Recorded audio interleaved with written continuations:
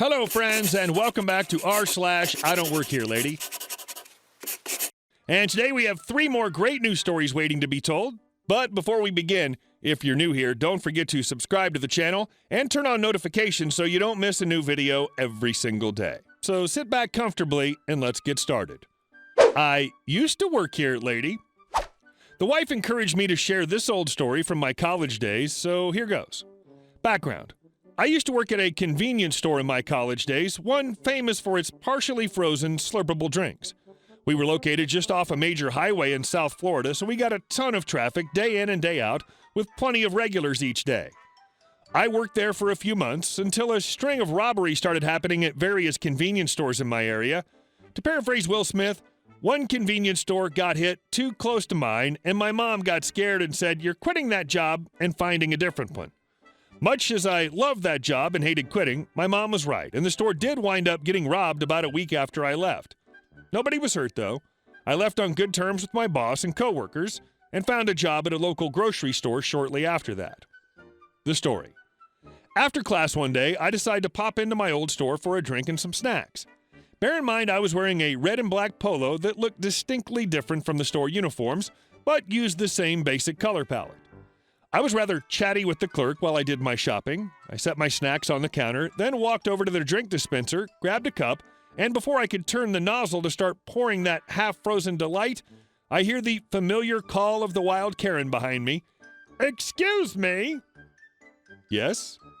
"Can you pour me a large red one?" "I guess." I poured her one and then started pouring one for myself. "And I need some taquitos and some scratchers, too." "Cool. Sounds like a fun afternoon for you." She walked off to go grab something, and I headed up front to wait for my cashier buddy, Jeffrey, to finish ringing up a customer so I could check out. A few seconds later, Karen steps up and stares at me for a minute. I felt her eyes on me, and I asked her politely, "Yes, ma'am?" "I thought I told you I wanted taquitos." "Yeah, and scratchers." "And?" "Aren't you going to get them for me?" "Nope, I can't." "What do you mean you can't?" "I'm not allowed back there to handle the food or the lotto. You'll have to wait for him," and I pointed at my friend, "to check us out first." "Excuse me, I'm a paying customer and I'm in a hurry. You work here, so I take priority over you." "Huh? I don't work here. I'm also a customer and I got in line before you." "Don't lie, I know you work here. I've seen you stocking shelves." "Oh, I used to work here a while back, but I quit some time ago." "Maybe that's why you recognize me." "Very funny. Now quit being lazy and do your job. It's bad enough you're lying, but you're not even smart enough to realize you're wearing the uniform. So I know you're lying." Me, irritated at this point. "Really? Of the two of us, who's the smart one? Look at my shirt and compare it to his. Do you see the style difference and the lack of a company logo?" Karen looks back and forth between me and Jeffrey, who's trying really hard not to laugh at my situation. We had a brief exchange of looks between us, where I asked him to help me out, and he basically said, "Hell no, this is too funny." After a few seconds, Karen gets flushed, clearly embarrassed. "Oh, you don't work here? Ding, ding, ding, we have a winner." "Well then, why did you get my drink for me when I asked you? You're just confusing people." "No, I'm a nice person, and I helped you because you asked for it. You are clearly not a nice person since you lack basic manners to say please, thank you, or even apologize for the misunderstanding." Karen looks at my friend and says, "Well, why didn't you say something then?" "You kept yelling," Jeffrey says. "I couldn't get a word in edgewise." And he can handle himself.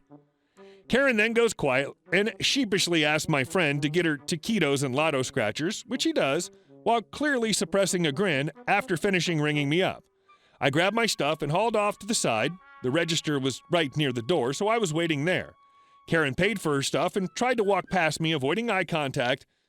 Just as some final salt in the rudeness wound, I opened the door for her as she left and said after her, "You have a nice day now, ma'am." After Karen got in her car and pulled out, my friend doubled over in laughter at my situation. I threw a Twinkie at his head for not helping me out, then demanded a free taquito and my best imitation of Karen for the inconvenience. Jeffrey, if you're out there reading this, you're an a-hole and I miss you. Hope everything worked out for you. Guys, I saw her again. And this time, a door came down. So I posted a story ages and ages ago about how a woman ran over my foot at Walmart with a motorized cart. After this happened, she was banned from our local Walmart and from a few others in the area, which I forgot to mention. I got fed up with the comments.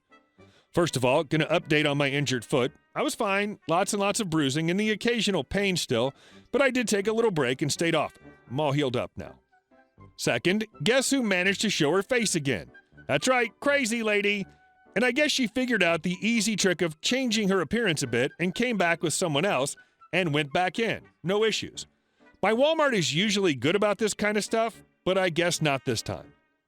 Third, this was not very recent. This was around when the virus was starting to become apparent and before all the stores were shutting down and people were self-isolating. And of course, I just so happened to be there again with my blue lanyard, a pair of jeans, and a sweatshirt. I was shopping around, picking up a few unnecessary objects. I saw her staring at me at one point and waved, earning no reaction other than a scoff. I knew she looked familiar, but I couldn't place her face. I work 3 jobs and see about a bazillion different faces a day. I have trouble remembering unless I see that person more than a few times. What I didn't notice for a while, because I'm an unobservant F, was that she was following me. For how long, I don't know. But I noticed I was seeing her everywhere. The auto center, office supplies, dairy, baking supplies, even toys. I didn't know what she wanted from me. She had another woman with her too. Dark-haired, bob cut, dark makeup, low-cut t-shirt with tight jeans and heels. She just had this dark scowl on her face as they followed me. I didn't recognize her either. Until I heard CL's voice. That horribly shrill voice that haunted my nightmares when my foot hurt and sent chills down my spine and dogs running. We were in the craft aisle where I was looking for a specific type of paint. I noticed them again, and I guess I looked a little too long. CL turned to who I will call the entitled lady, EL, and grabbed a paintable sign at random. CL, loudly, "Look at this, EL! Doesn't this just look perfect?" That made my brain do a 360. Dear God, why was she here? She's not supposed to be here. EL, "Oh, Mom, it's great." She turned to me. "Isn't this just wonderful?" I gave a quick nod, grabbing the next best thing to what I needed. I needed matte fabric paint, if you're curious. I just grabbed Slick instead and started to leave.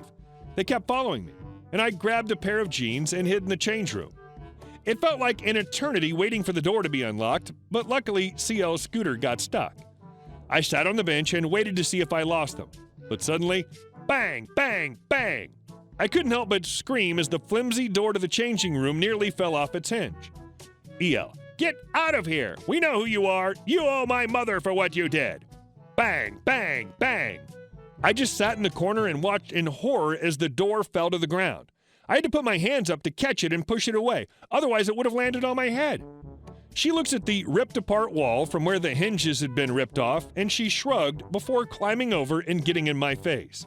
EL, "You will be coming with me! You owe my mother compensation for her getting banned!" Me, shrinking into the corner. "No, I won't. Leave me alone. Your mother shouldn't be here if she's banned." I probably shouldn't have said that because it more than likely prompted what happened next. But I've never been one to say the right thing. EL grabbed me by my hair and pulled me out of the changing room, pulling me over to CL, who was sitting there looking smug. EL literally threw me on the ground, pushing on my head, and then letting me go.